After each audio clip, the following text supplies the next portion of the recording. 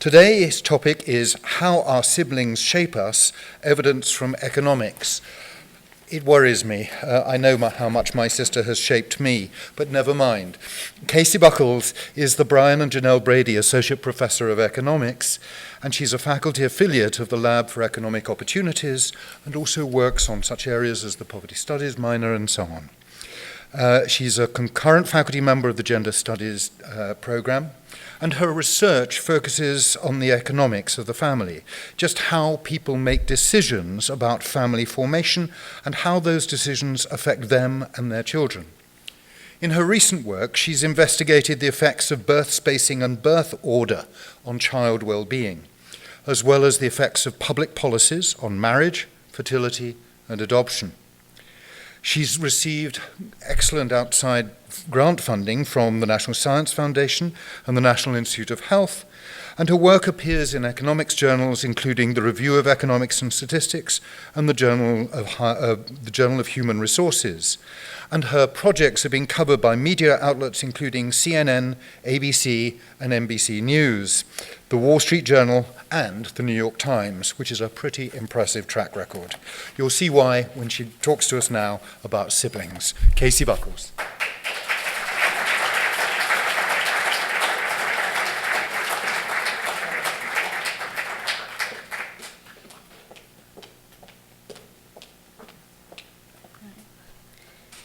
Thank you, Peter, for that introduction, and especially I want to thank all of you for coming in on a busy and exciting Saturday here on campus. I'm really grateful and honored that you made the time for this in your schedules today. And even if you just came in to get out of the cold for an hour or so, welcome and thanks to you as well. So as my title here suggests, I'm going to talk today about how the families that we grow up in, and in particular our siblings, help to make us who we are.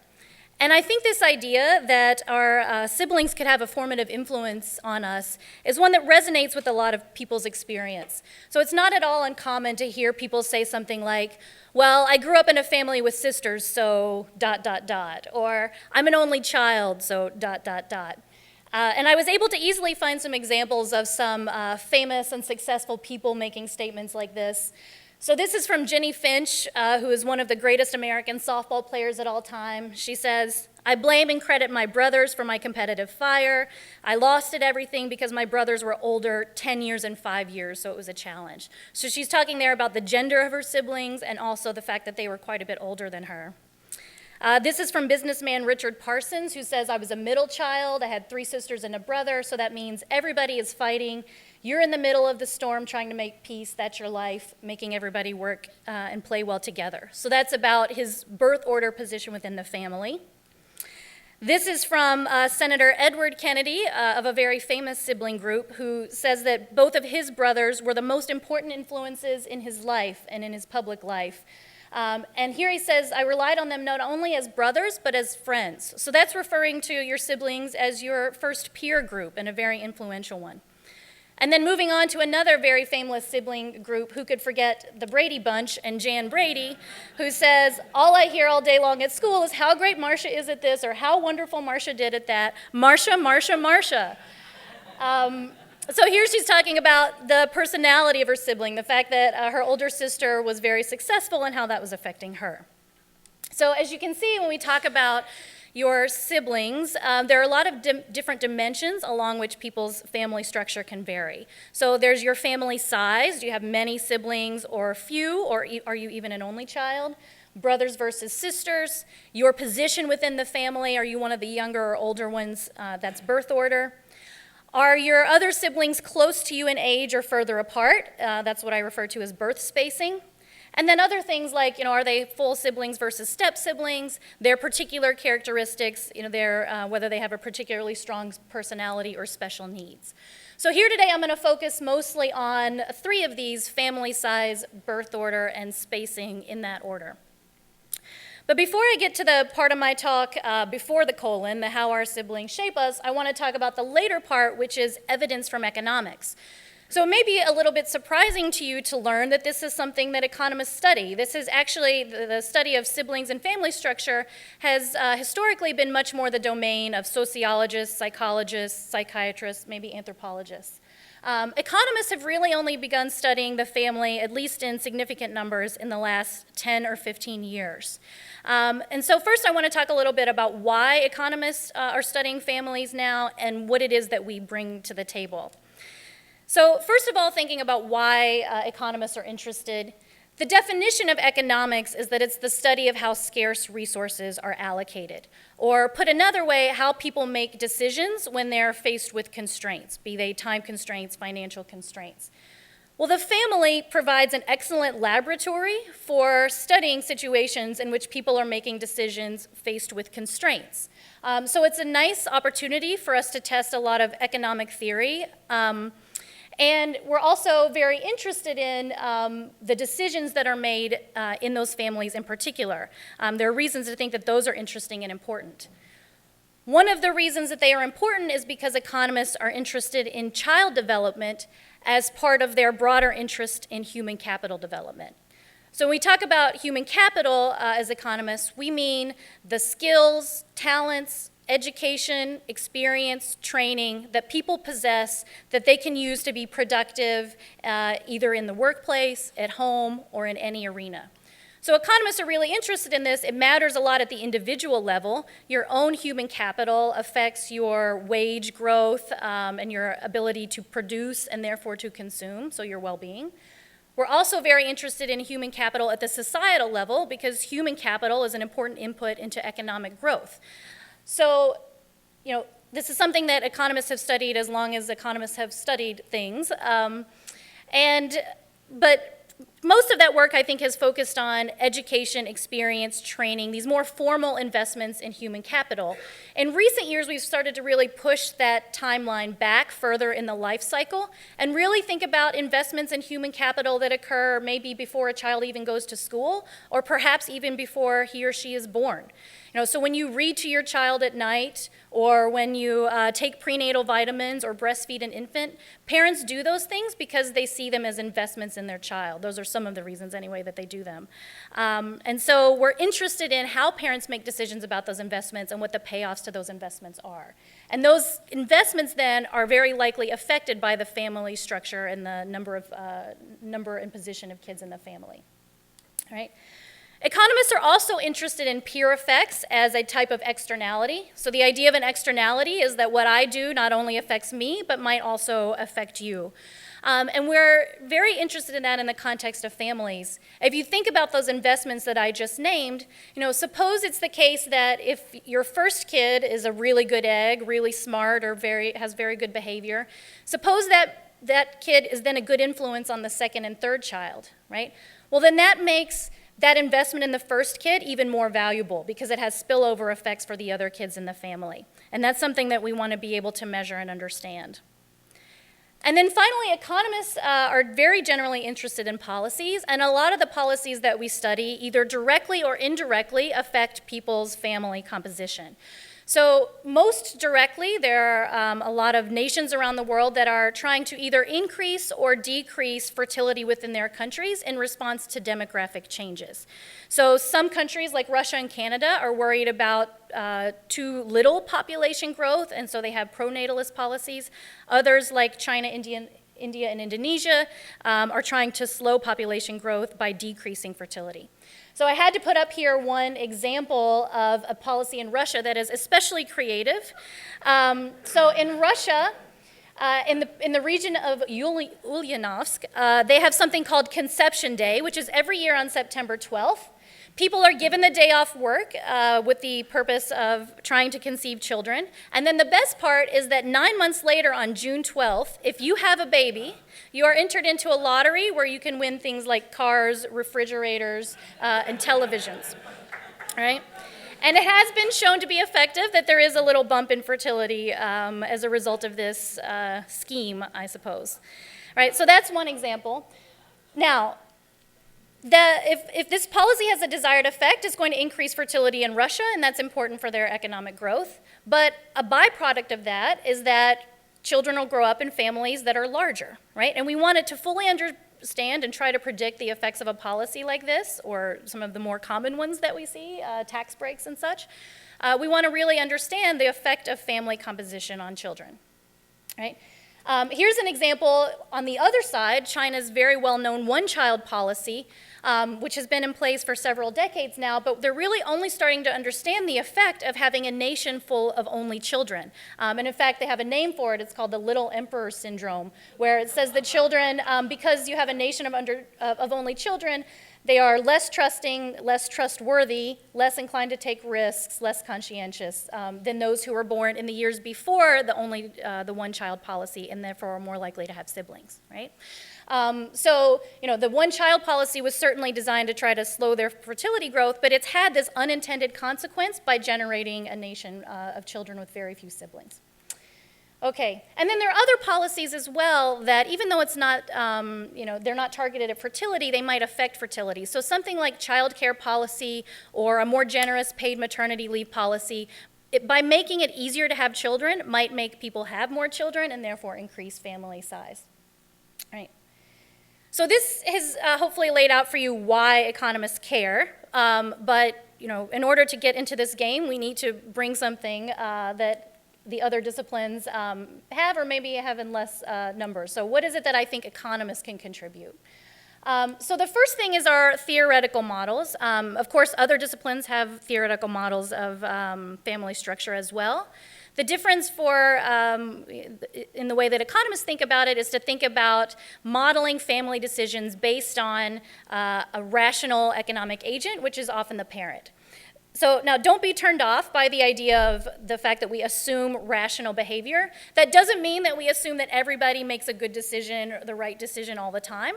It's much more simple than that. It just means that we assume that people are doing the best they can with what they have and that they don't systematically try to do things that are against their own interests, all right? But in that kind of situation, you can think about a parent who has a few children, or maybe think about a family who's trying to decide whether to have another children, and they have to think about their financial constraints, the constraints on their time and energy, and that we can then think about how that's going to affect the decision to have another child or not, and then also the effect of that decision on the existing family members. And then I think the other big contributions of economists in recent years have been empirical. So economists, I think it's not too strong of a word to say that we are obsessed with the idea of estimating causal effects and disentangling causality from correlation. And in fact, we've developed an entire branch of economics called econometrics that's trying to do exactly this, to develop empirical tools to identify causal relationships. And so in a lot of my talk, I'm going to be talking about the methods here that people have used to try to estimate the causal effects of something like a family size or spacing between siblings. And then what's necessary to do this is big data. So a lot of the work that's been done in especially sociology and psychology has been based on smaller clinical studies. The real advantage of those is that you can get very detailed histories of people's family environment. You also can get good measures of a whole host of outcomes from educational attainment and wages to things like personality measures that are difficult to get in bigger data sets. But the drawback is that often it's hard to generalize the results from those smaller populations to a more broader population. And then also, it can be very difficult to identify small effects of something like family size or spacing in a small group. The numbers are just too small that you can't credibly identify small effects.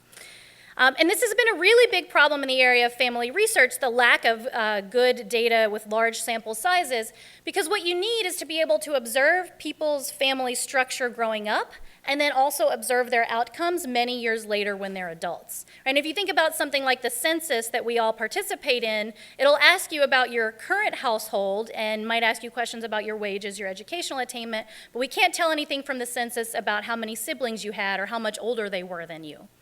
So what we've really had to do is find ways to link something like the census to tax records, military records, hospital records, using something like a Social Security number.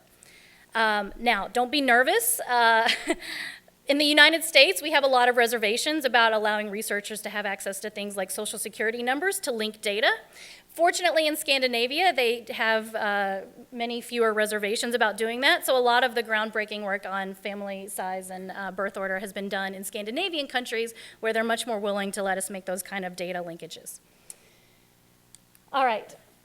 So that's the part about economics and why we're thinking about family structure. So now to get to the question of how our siblings shape us. And I'm going to start with thinking about family size and whether big families are good or bad for children. And so this is the audience participation part of the talk. I'd like to ask everybody to please stand up.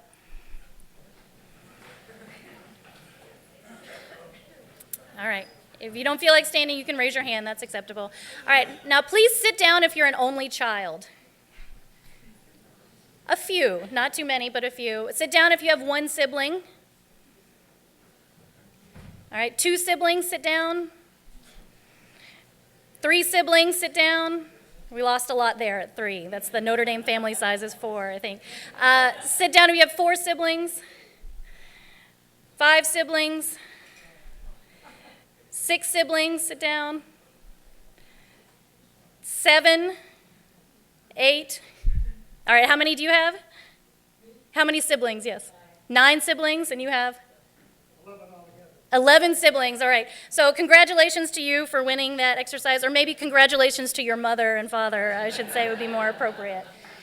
All right, so I always like doing this kind of exercise with a Notre Dame audience. This is not a typical audience that you would give if I was to give this at other colleges or universities, and that's probably not too surprising. I do this in my classes as well, and I almost always have someone from a family of 9, 12, something like that.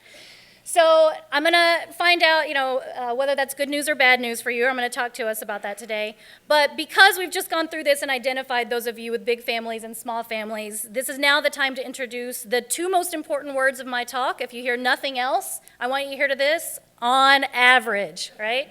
So the results I'm going to talk about are based on population averages. They may or may not be true for you and your own particular experience or the experiences of people that you know. All right. So for example, if I say in a minute that having a small family is bad, those of you who sat down as only children or having only one sibling, the fact that you're here in this room listening to an academic talk on a football Saturday suggests that you're probably doing pretty well.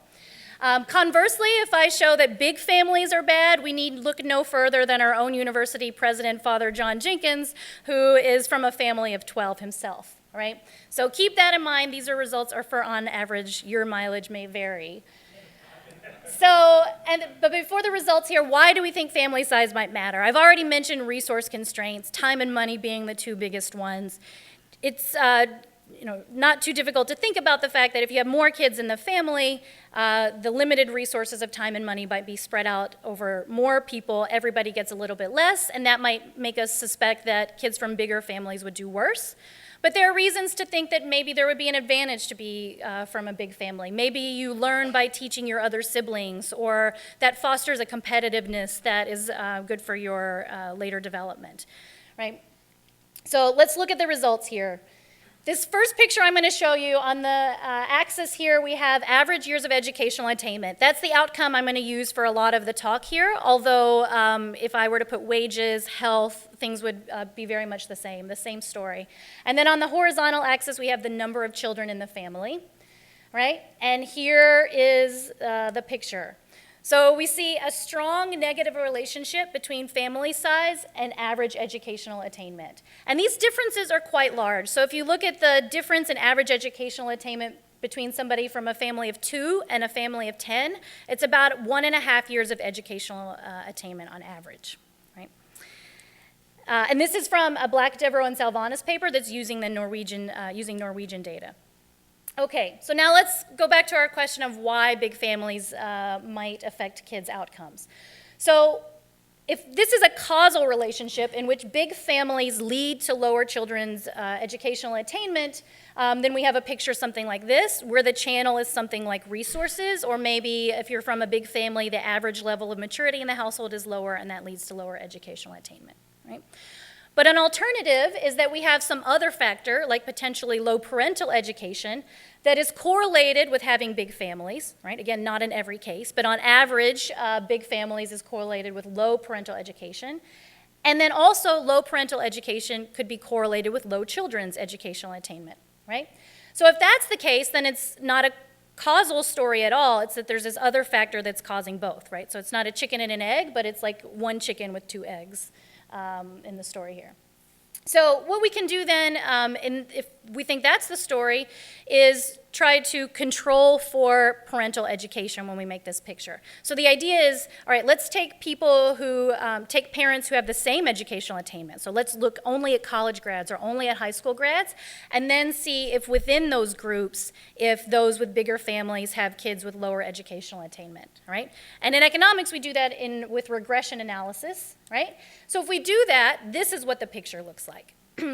So what you can see is it's still a negative relationship, but it's much less steep than it was before. So that says that a lot of that relationship that we were seeing is due to the difference in educational attainment of the parents, right?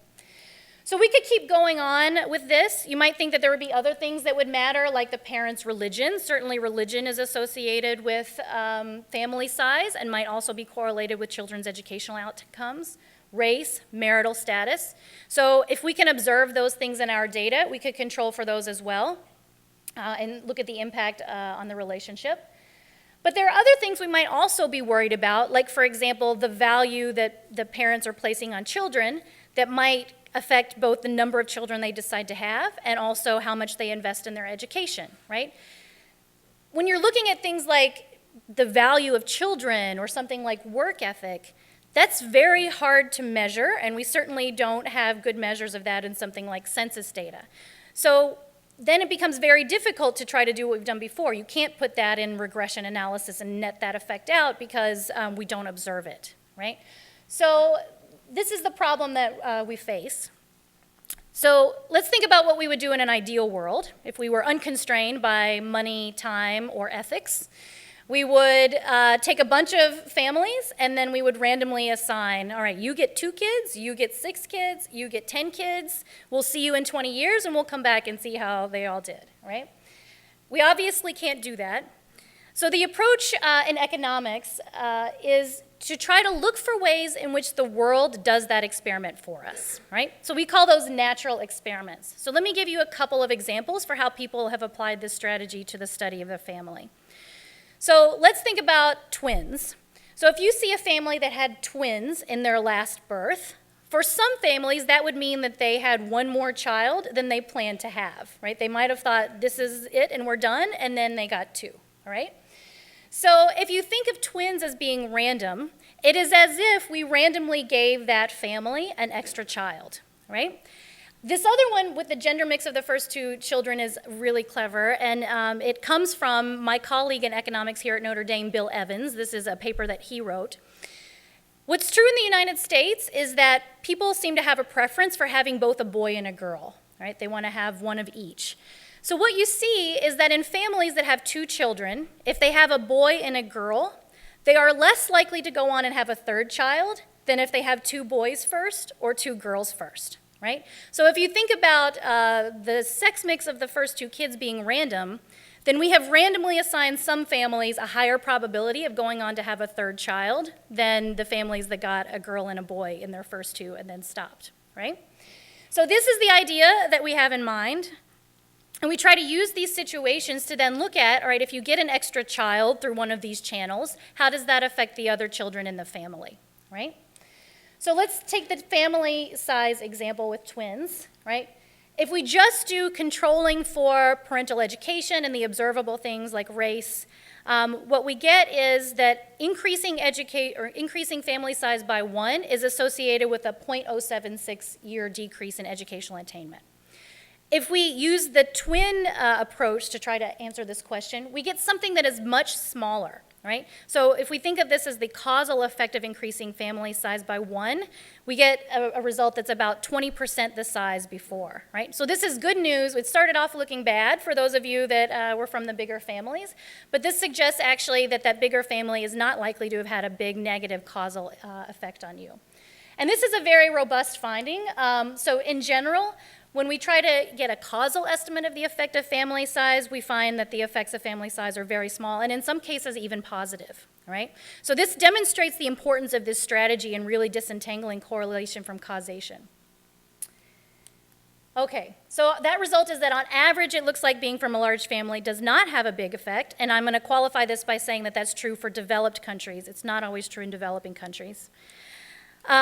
And then also the results, the strategies themselves mean that we can only look at the effect on older children. You wouldn't want to look at the effect of, use the twin strategy to look at the effect of family size on the youngest kids, because the youngest kids are twins, and being a twin might have all kinds of other effects on you, right? So we can only look at the older siblings. So it could be that big families are still bad for younger siblings, but we just can't see it. Or put another way, it could be that the averages that we see could be masking differences in the effect of family size for younger and older kids. So now we're starting to talk about birth order and how younger and older kids might be different. So here I'm going to show you the same picture, average years of education, but rather than having family size on the horizontal axis, we have birth order. And this picture, this is only from kids from a 6-kid family.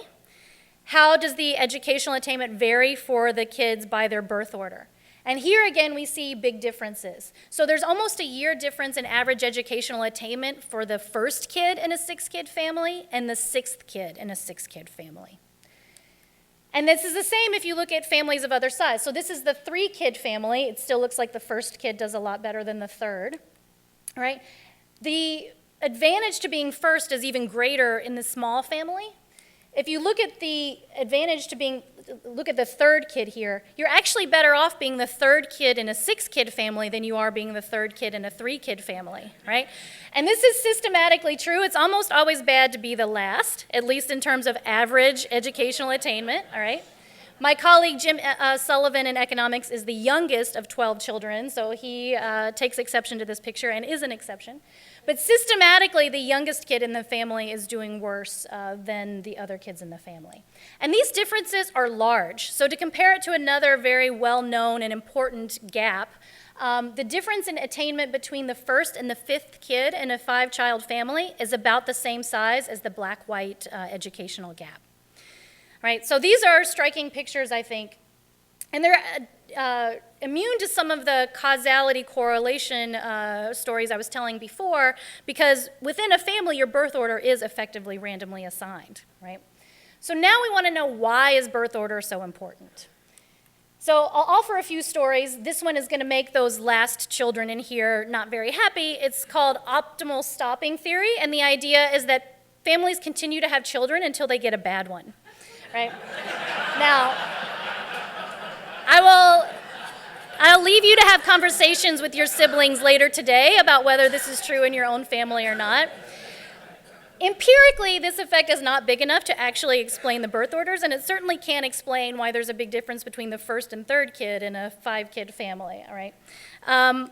Another story that you may also want to discuss with your siblings is just parental preferences, the idea that parents prefer the older children, right? This actually also doesn't have a lot of empirical support, at least in modern developed societies. If you have societies with primogeniture, for example, or other reasons to have preferences for the older children, this might matter. It doesn't seem to matter so much for the US. What does seem to matter are time and financial constraints. So I'm going to give you the evidence on this here.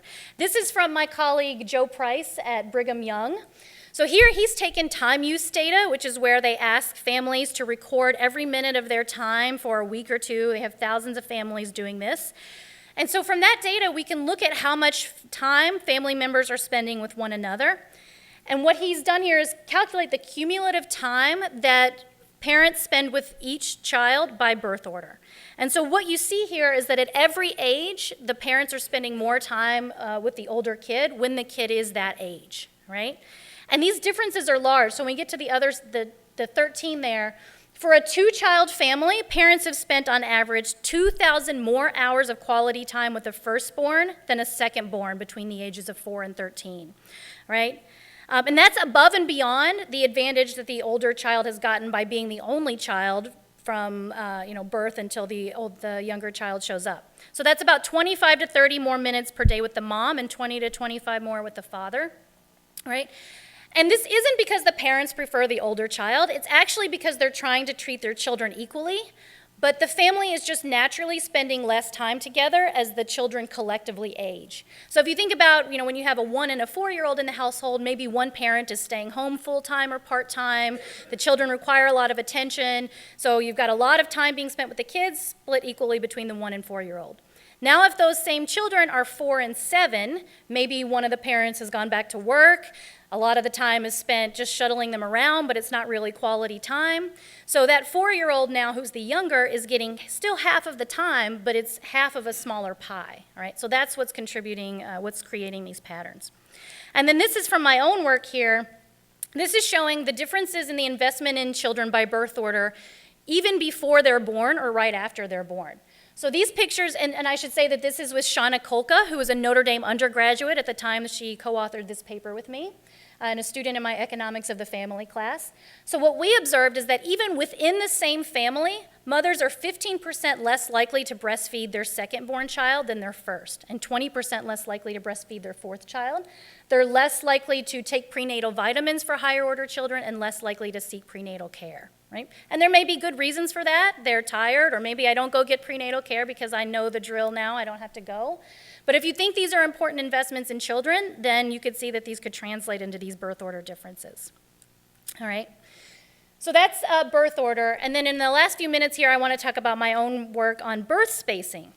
So the gap between siblings and how that might affect these birth order differences. And I'm going to show these pictures of my kids here, not just as gratuitous photos of my cute children, but because in this case, this is an example of life-inspiring research. So my husband and I had our daughter Mila, and when she got to be around a year old, we knew we wanted to have another child, but we didn't really know when would be a good time. And so as a social scientist, I started to look for research to see if there's any idea about what's good for the kids, what's good for the parents, and I found almost nothing. There's a little bit of work on the effect of the spacing on maternal and infant health, but very little work on the long-term effects of spacing on kids. So they were born 2 years and 2 months apart. They're now 5 and 7 years old. And I should say I didn't get an answer to my question before we had my child, because it takes a lot less time to conceive a child than to do a research paper. So we just kind of went on faith. All right, so there are a lot of families like us that may be wondering, family size, many families in the U.S. are small. So, if you're going to have 2 or 3 kids, maybe the most important decision you have to make is when to have them. So this is some example from a popular parenting blog. And then it's also a public policy matter, which was a little surprising to me. As I mentioned, we do know that close spacing is bad for infant health, at least in developing countries. So this is a paper from a U.S. Agency for International Development brief that's advocating for greater spacing to improve infant health. So what we see here in the purple bars is that when the siblings are less than 2 years apart, the younger child has nearly twice the infant mortality rate than if the siblings are 2 to 3 years apart. So motivated by this, we're advocating greater spacing. But if that spacing has either positive or negative effects, that's going to affect how valuable we think this policy is. Okay?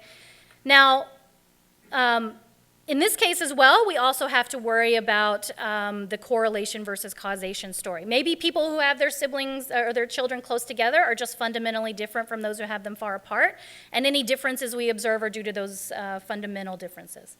So the experiment that we use here are miscarriages, with the idea being we take families where they have 2 children, but the mom experienced a miscarriage in between, right? And we get rid of families where there's a systematic history of miscarriage, because when you see just one miscarriage, it often is just a chromosomal abnormality that doesn't indicate any other thing about the family. So we can think of that as random.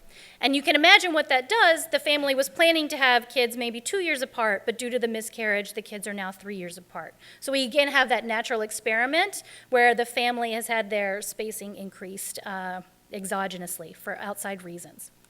So this picture shows the strategy.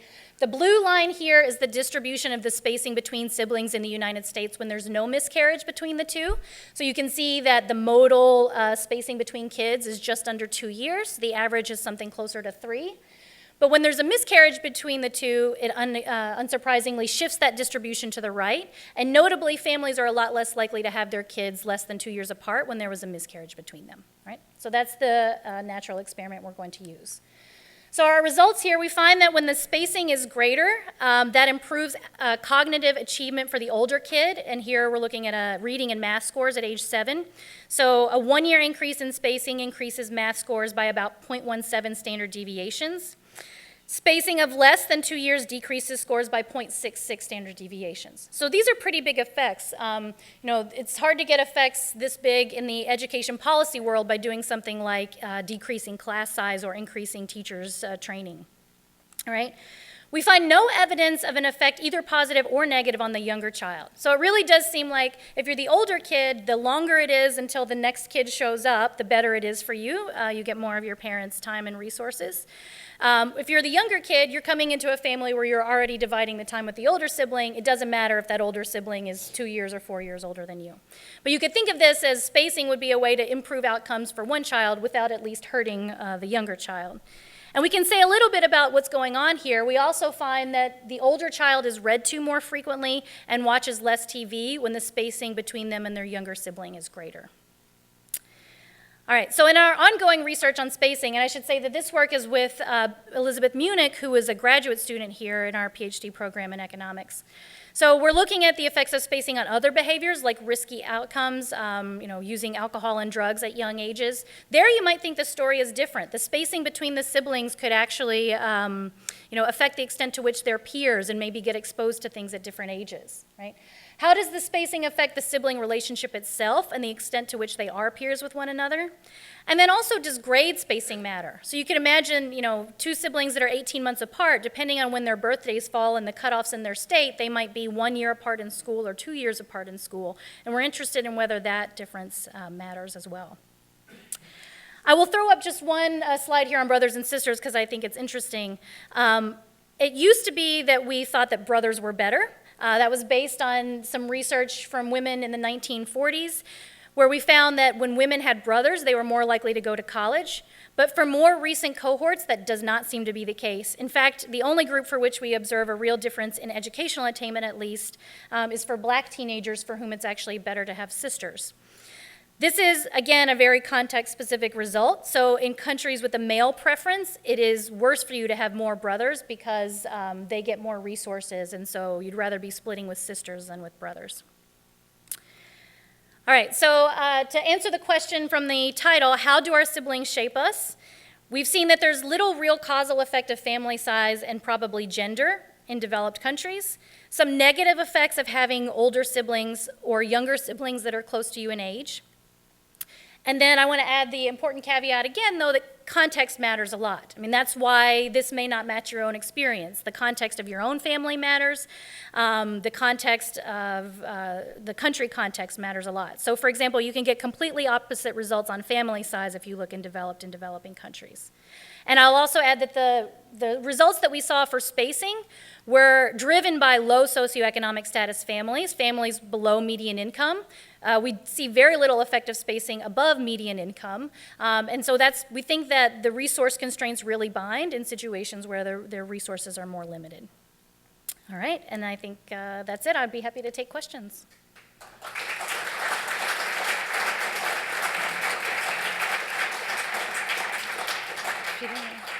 Yes? I did some personal research about the study of economics. Apparently it started in Harvard University in 1964, approximately 52 years ago. And now what we see is sociology, economics, and you read so many different, this in economics, this expert, that expert. They can be wrong here, they can be right there.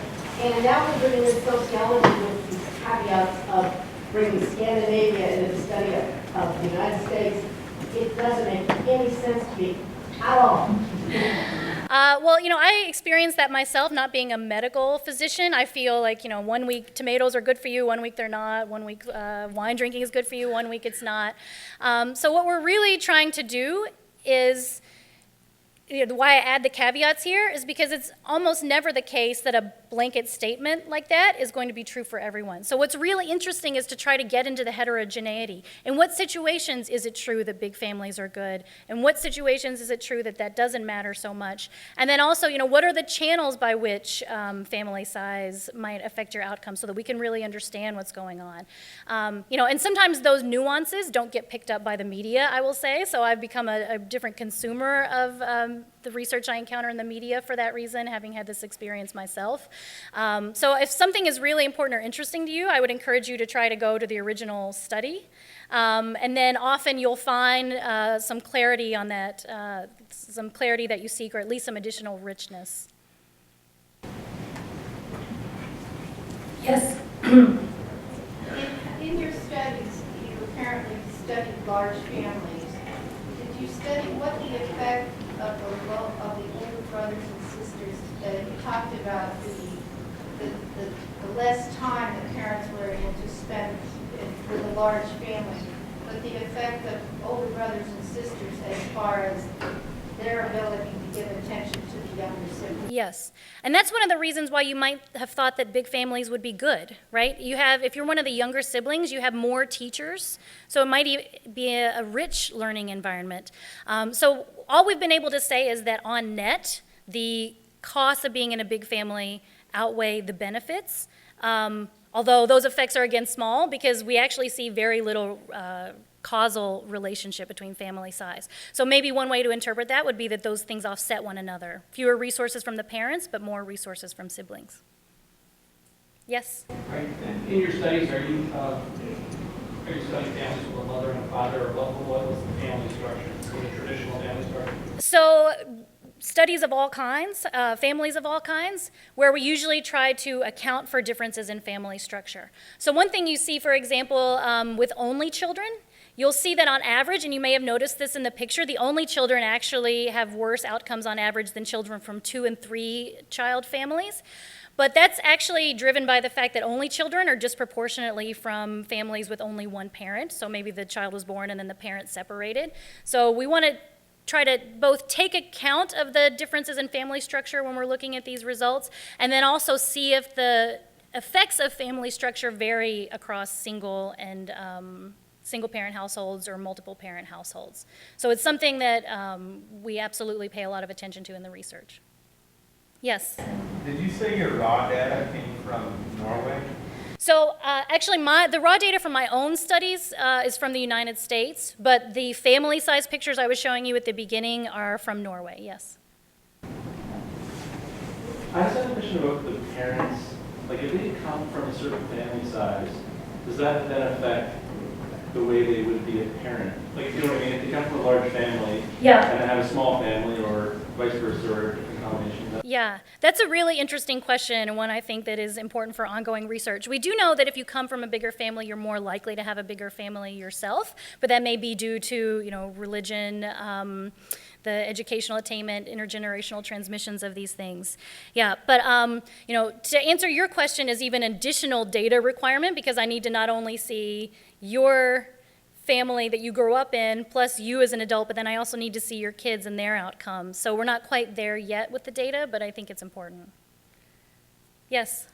So in the analysis where you have the outcomes for children, Yes. the regression analysis, as a function of number of siblings people have, Yes. do you ever model that as maybe something with diminishing returns, so adding, does that affect? Yeah, absolutely. You can kind of see that in that picture, right? It's not a linear relationship, and there are lots of different ways we can do that. So, without getting too technical, sometimes we just put in a dummy variable for 2 kids, 3 kids, 4 kids, and let each family size have its own effect, so that it's not just the effect of a 1 year or 1 kid change.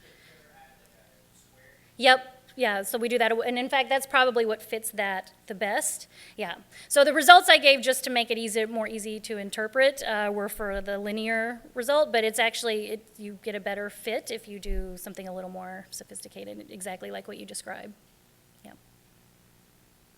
Yes? In my family, I'm one of 5, and with the 16-year age range, and one of the things I think was very interesting is the difference in my parents' income from when the first child was born to the last child. Mm-hmm. So do people study that? Yeah, and in fact, that's one thing that probably offsets birth order effects somewhat. Parents' income generally increases over their life cycle, and so the younger kids are they're getting there's a bigger pie in the family, but then they're, again, splitting it among more children. So the net effect appears to be negative, but that's an offsetting factor for sure. Yes? Have you ever studied the economic impacts that divorce has on children?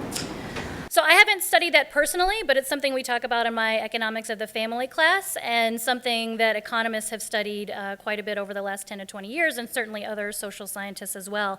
And that's another case where there have been interesting natural experiments, because you can imagine that if we see that kids who are doing worse in divorced families, we don't know if it's the divorce itself, or is it that the kinds of parents who are more likely to get divorced would already have had kids with worse outcomes. So that's a case where we actually use policy variation to try to get at this. So it's easier to get at a divorce in some states than others. We also had the availability of unilateral or no-fault divorce increase over the last several decades. So we look at those kinds of questions and see, as we made divorce easier in the 1970s, in the places where that happened first, did we see outcomes become worse for children, right? And that, again, it's kind of like the family size result, and then there is a negative effect of divorce, but it's not nearly as big as you would believe if you just looked at the raw differences in outcomes for kids from divorced and non-divorced families. Yes? How do twins factor into your research? I usually drop them from the data because they're so different. Unless you're doing the natural experiment thing here, where you use them and you're not studying the effect on them, but you're using them to look at an interesting question for the older siblings. And it's also, one of the ways in which twins are weird and increasingly weird is that they're no longer random. So this research that was using twins as a natural experiment, where you have to assume that the twins occur randomly, you couldn't do that today because of infertility treatments. So twins are much more likely to occur in families with high socioeconomic status. So that's kind of ruined our ability to use this approach. Yes? There have been studies done on the difference between a blended family and a family that's, kept whole for an entire family. Yeah, so I think this is somewhat related to the research on divorce, but then it's, what happens after the divorce? How does the family evolve after that? And this is an area where I think there hasn't been much work done in economics. Certainly there has been in the other social scientists, because we haven't quite been able to find the right situation to try to study when the families get back together or not. So that's one where hopefully more progress will be made, but so far we don't have a lot. Yeah. Yes? What other observations have you made for the countries that have the one-child policy? You mentioned China. What have you seen with India and Indonesia, if anything? Yeah, so their policies are not as strict. So it's much more that they'll have a campaign where they will try to provide information to families about the benefits of having smaller family sizes or of greater spacing, which makes it a lot harder to study, because it's harder to, a lot of times those studies are rolled out at the same time as other things, and so it's hard to really identify the effects of those policies. I will say that they have worked in a lot of cases, so we do see declining fertility in those countries, but I don't think there are results that we could point to yet, like the personality of the only child in China quite yet. Has the gender of the Chinese population, because aren't they predominantly interested male? Yes, so that is a really fascinating consequence of the one-child policy, and also of some of these fertility policies in other countries. So you see very skewed gender ratios. So I may not remember the exact numbers, but for the children who've grown up in China under the only child policy, it's something like there are 4 males for every 3 women. Don't quote me on that number, but it's something in that neighborhood. So that's that's fascinating and interesting if you care about, what happened to those girls and the gender dynamics. I have been really interested in following this because now that those girls and boys are of marriageable age, it's doing very interesting things to the marriage market in those countries. And perversely, it has increased the value of women because now they are scarce in the marriage market. And so they're able to bargain for more in the marriage relationship because they have better outside options. There is more exchange before the marriage in terms of dowries and things that favor the bride because she is the scarce resource. So it's a very fascinating a fascinating development, and not one that I think they anticipated, certainly, when they instituted the policy in the 70s. Is